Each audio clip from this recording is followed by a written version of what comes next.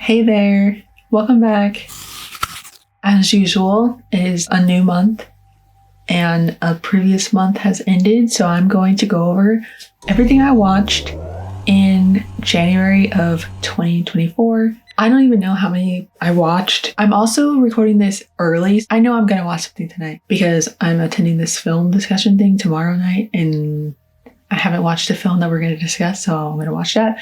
So I will cover what I didn't speak about in the next video. That way I can get this out early, because if not, it's going to be a repeat of last year, and we're trying to start off this year on a good note by being consistent. I started off January with Chungking Express 1994 because if you don't know or haven't watched my 2024 film announcement video, I am watching 30 films from 1994 because I turned 30 this year. It is going better than last year's challenge. So we're already off to a great start because I don't have that pressure to watch 100 films of movies that are highly rated but are boring and old. And yeah. So anyways, I wrote taking FTP quite literally, which if you don't know what that means, it's this. That's all I'm gonna say. It has a 4.3, but I was bored and I didn't like some of the editing styles that the person was using. It would be like this fast motion and blurred, and then I'm just like, what am I, this is making my eyes hurt. I already can't see. You're making it worse. And I probably should have watched it with my glasses on. It looked like astigmatism or something. I see that on a daily basis. I don't need to see that in the films, okay? I watched A Place in the Sun. This was recommended to me by my mom a long time ago. Not a long time ago. So it was recommended to me by my mom for my challenge last year, but it wasn't available because I didn't have Canopy back then. I think I watched it on Canopy. I don't know. I gave it 4 stars. My dad almost spoiled it for me, literally 5 minutes before I was about to go watch it. He kind of spoiled it a little bit, but I tried to forget it out of my mind. And it wasn't that big of a spoiler where it ruined the plot, but it was a big spoiler. But I didn't know when it was going to happen, so that was okay. And that was 1951, and it had Elizabeth Taylor and Montgomery Clift in it. I gave it a 4. You could kind of guess what was going to happen, but I'd say for other movies that I was watching last year around the 50s, that this probably would have been better than the ones I did watch. Oh, I watched this on Pluto TV. I just discovered Pluto TV. I can't remember what company owns it, but it's kind of like Tubi. I finally watched X and Pearl. When I recorded my last one, I think I had just watched Pearl or X. So I gave it 4 stars. I watched it with my sister and I was just like, the 70s were wild. I thought it was pretty good. I had hyped it up so much in my head and avoided spoilers at all costs. And I pat myself on the back. It's up there with Everything Everywhere All at Once. The lengths that I went to avoid spoilers with both of those movies should be recognized by the Academy of Arts. So I will pat myself on the back. Thank you. Good job, Alex. Okay, so yeah, I watched that. And then, of course, I watched Pearl the next day. I didn't do back to back, which I'm glad because those movies they're wild. I didn't leave a review for Pearl, but I thought it was good. And it was crazy because I knew something looked off a bit, but then I was like, they do look old and gross. But I didn't know, I think until towards the end, that Mia Goth was just in prosthetics and old, special effects on her face to look old. But it makes sense because she was moving. She had a little extra pep to her step that, old people don't really have. Anyways, on the 7th of January, I finally watched Aftersun. This was also another movie that I really, really tried hard not to get spoiled. So I didn't cry, although I know a lot of people were sad or cried after watching this, but I didn't. But I could see why, because, it was created in a way to pull at the heartstrings of people who maybe, I'm guessing he died. Oops, that's a spoiler. Okay, I'm not gonna spoil. I'm pretty sure everyone has seen it but me. But I'm not going to spoil it because I don't like things spoiled for me, so I'm not going to spoil for you guys. But I gave it a 4.5 and a heart. And I mean, maybe I just really like, I know I really like Paul, but I didn't give it that high of a rating because Paul. It's just he's a good actor. On the 10th, I watched In the Mouth of Madness. So this is from my challenge. So 1994, I gave it 3.5. And I was like, I'm not even quite sure what I even think of this film. What the fuck? The amount of times I raised my eyebrows or looked away into some fictional camera lens as if I was on The Office during certain parts. Yeah, this film, so it has Sam Neill in it from Jurassic Park and everything else. Description says, with the disappearance of hack horror writer Sutter Kane, all hell is breaking loose. Literally. I was going to say that without them even writing that. Sutter Kane, it seems, has a knack for description that really brings his evil, creepy crawlies to life.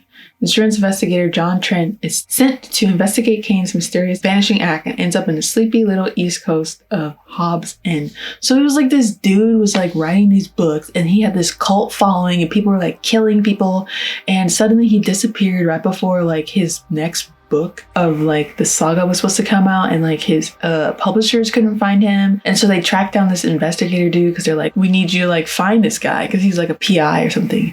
He like was taking on the case but then like wasn't really taking it seriously. Also was being kind of sexist towards the lady and like gross, but the dude's like agent tried to come and kill him because I guess I'm like hella spoiling this, but whatever, this is your spoiling warning. So he like basically was trying to go track down this dude. There was like this town that, you know, in the universe of the book that the author wrote, but apparently no one ever went to try to visit the town. Like, you know how people go to Forks in Washington, or they go to, you know, Wilmington, North Carolina for One Tree Hill. You know, people that go, they have this favorite media and they want to go and see where the filming locations are and all that stuff. But I guess no one did that for this dude's book. So they went to this town, but the town was like, no one ever heard of this author. They never heard of the book.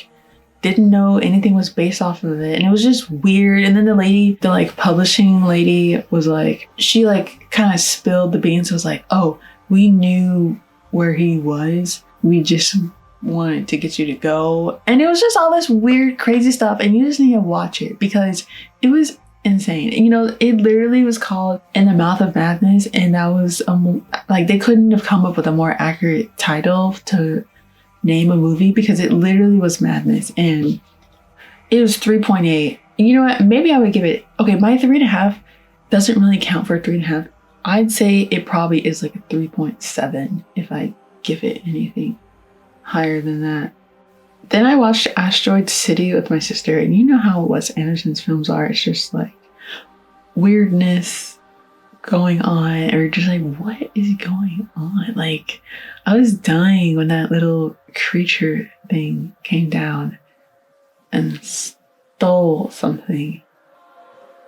But I gave it a 4. And to keep up with like, you know, weirdness, I watched, I don't know why, I can't remember, I had this on my list for a long time, but there was something that made me go and watch it. I have no idea, but there was something that happened that made me be like, okay, I'm watching this tonight, but I can't remember what that was. But anyway, so I watched Annalisa. It was like some stop motion clay type of thing, and I was not expecting it, but they like showed this guy's like naked body, and I was just like, I don't think I ever need to see a naked clay man's body, but here we go. And it's Charlie Kaufman, and you know, if you've watched Charlie Kaufman movies, that his movies are known for just like, you know, his movies are very interesting and they have weird aspects to it, and sometimes you're just trying to figure out what's real and what's not, and like what is going on. Like, if you ever seen Eternal Sunshine of the Spotless Mind, you know, that's weird. Or I'm thinking of Ending Things, that was super weird too. So yeah, this was just carrying on with his theme of like weird. So watching that inspired me to watch What Happened Was, Oh, you know what? I think I know why. Because I was looking for movies for my list, and what happened was created in 1994. I saw the main guy that's in What Happened was also in Anomalisa, and then I was like, oh, this movie's already on my list. Let me just watch it, and that's why I watched that. So I watched What Happened Was, and I was like, 90% of Hinge dates are just like this. Because it was just so awkward and there was so many misunderstandings and it was just so cringe. And I was just like, what is going on? It was so... Like, there was so many moments where I was just like, oh my gosh, I know. Like, literally, it felt like I was on The Office where I'm just like, what is going on? And I watched it with my sister. I gave it 4. I watched We're All Going to the World's Fair. I think I was looking for something and I saw that this was on my list and I was like, oh, okay. I wanted to see this, or maybe it just got on one of my streaming platforms and Letterboxd notified me. I can't remember. But I wrote, well, that sure was not what I expected. I thought it was going to be way better than it was. I mean, it had a cool... it was cool. That's my stomach growling. It was cool, but I really kind of felt like they could have did more with the story and like made it a bit more spooky. It really was just like, that's all. Like when it ended, I was like, that's the ending. And it just was not what I expected. And I really feel like it could have been more. Okay, so going back to, I'm trying to at least watch like one of my 1994s each week. That way I know by the end of the year, I will at least have more than half of it done. I may speed up or may slow down once I get like to 15 because I'll be halfway. Now I kind of just like, oh yeah, let me go watch from my list. And I know I do have some on my list right now. I have to go search for because it's not on streaming. So I don't have 30 mapped out so far, but I also wanted to wait because I want to be able to check to see if any new ones that weren't available are now available. So that's also what I'm doing. So there's no pressure in that because, I'm just trying to be pressure free. Back to Shallow Grave. I gave it 3.5. It had like a fetus Ewan McGregor in it, and it was like these 3 British people, like they were trying to look for a roommate. They found one guy that they liked, but then it was just like this dude was involved with a whole bunch of stuff. They had to end up doing things and like try to get away with stuff. And it was just like, the ending was pretty good. Like it's not what I expected, but I'd still give it like 3.5. It's a good 3.5, not a bad 3.5. And it's a thriller. I think when I was watching it, I was really like, oh yeah, this is definitely the 90s. Some of the movies, I'm really like, this is the 90s. And then some of them, like, I'm just like, okay, this could be literally any time. Minus the fact that they have like, they're using payphones still. And not everyone has a cell phone. They have pagers. And, things like that. All right. Then on the 26th, I watched The Body Snatcher with my sister and my family. And I was starting to fall asleep because number one, we're doing like a pizza night, which you'll see in an upcoming vlog. By the time we got started on this, it was like around 10 o'clock. So even I started to fall asleep on it. And I thought it was bad. It has a 3.6, which I think is worth it, but it was just like so much stuff going on. And I was just tired and I just fell asleep. But I still gave it 3.5. It's still a good story, I think, but it could have been a little bit better. I don't know why it felt like it was longer than 78 minutes. Maybe just because I was sleepy, but it felt like it was going on forever. And I feel like there could have been, honestly, this could have been like an hour and 5 minutes or something, because there were some parts where I felt like they could have cut it down. Like, it is 1945, so I gotta give them credit for what they did do. Okay, so I said that I was going to do things that are more social with movies. Not really. I kind of just wanted to join a new activity, and so obviously I leaned towards like film. So I joined a few groups where like people get to discuss TV shows or films. So like one of them is going to be a weekly rewatch of The Sopranos, and then like just random movies that people see. The first one I'm going to join Lessons in Chemistry. So I had to binge all this. First of all, I don't even have Apple TV, but I thought it was, I did hear about this, I think like a week prior or 2 weeks prior. I think I saw on like one of the people I'm like friends with on Letterboxd reviewed it, and then I saw it and I was like, oh, okay. Because remember, as I mentioned, when I watched Short Term 12, like I didn't watch a lot of what was her name? Alison Brie, I think. Oh, Brie Larson. I didn't watch a lot of Brie Larson's movies because I watched The Room, and The Room sucked so bad to me. And so then I didn't really watch a lot of the movies where she's like the lead or anything, because I mean, I watched Unicorn Store, but I gave it 2. But I thought it was really good. Like, I could see some of the people in the discussion group were saying that they felt like she was a little, because there's a book.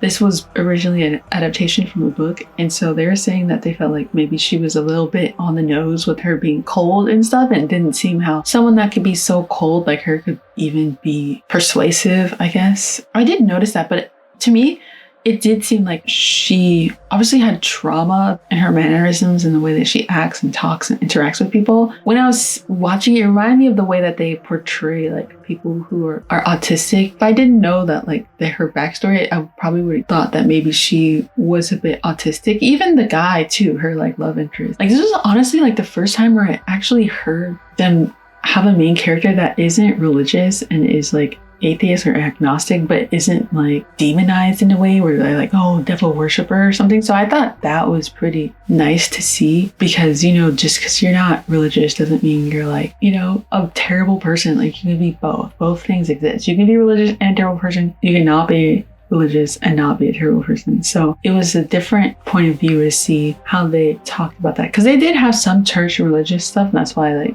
they brought up the differences. And I wonder if it's like that the same in the book. I said I wanted to read the book also, so I added it to my list when I finally start reading books again. Yeah, looking forward to that. But I also really, really hope that they don't do another season. Just keep this to being a miniseries, limited, because I can see where they could develop more seasons, but I really don't want to have that developed. I don't even know if there's a sequel to the book or if the lady is thinking of writing a sequel, but I think it's where it's ended is where it needs to remain.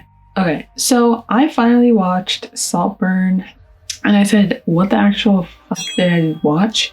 I almost got this spoiled actually when I was at that lessons in chemistry discussion group. Okay, I've been dodging these spoilers, not as hard as the other ones, but I've been dodging them pretty like minimally. And so I was like, it's time for me to just finally watch this. I knew about like the bathtub scene, didn't know about the graveyard scene or anything else. I still pretty much went into this blind. I didn't get any specifics, thankfully. Some people I follow online, thank you for being considerate. And then, you know, I wanted to make sure I was being considerate. Sometimes I will just tweet out spoilers and I don't care. But I was like, okay, I'm not going to, because I know this is like popular and a lot of people are talking about it, and maybe not everyone has the time to watch it like me. So yeah, that's all I'm going to say. If you watched it, you already know about that film. And if you haven't, I'm sure you know. And if you don't, then you will know when you go watch it. So I gave it a 4. That's all I can say. I think I watched another movie. Yeah, so I watched Promising Young Woman. That's about it. I haven't seen. And now I realized that director also is an actor. Season 2 of Killing Eve. That's amazing, because I love Killing Eve minus the final season. We'll talk about that. Yesterday, I again watched one of my films from my challenge, and so I watched Clerks, which I've heard about for so long.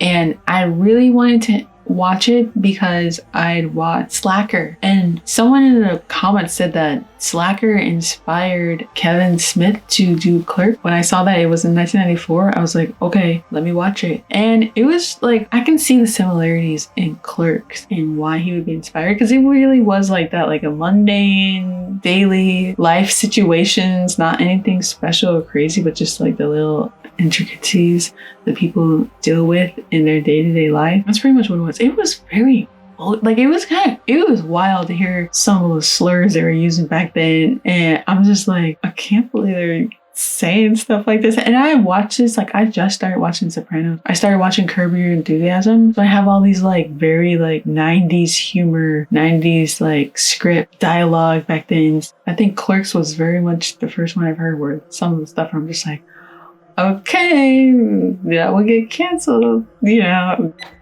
I almost made it. Yeah, so it's like, you can't say that no more. These jokes, they don't land now, like they fall. Or, you know, people will still laugh at them. Like, oh, you can't joke like we used to. Like, You talking about when you used to joke using slurs because you couldn't have any other type of humor in any other ways? You just rely on like insulting people and being racist and homophobic? That type of humor? Oh, nice. Despite that, I give it 3.5. I don't know if that's a true 3.5 or if it is another something. It's rated 3.8 overall. I think I would give it 3.6 if I was going to move it up, but 3.5 sounds pretty good. That is all. This is short.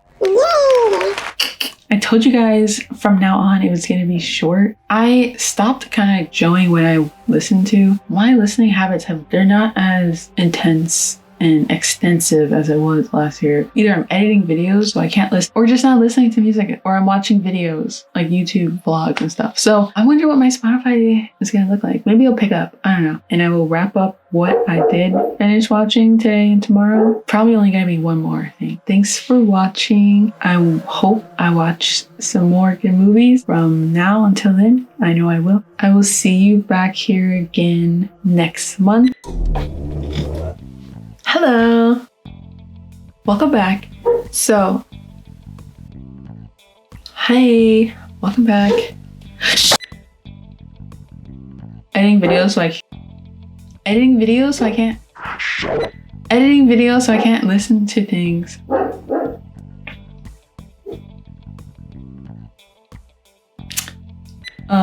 Yeah.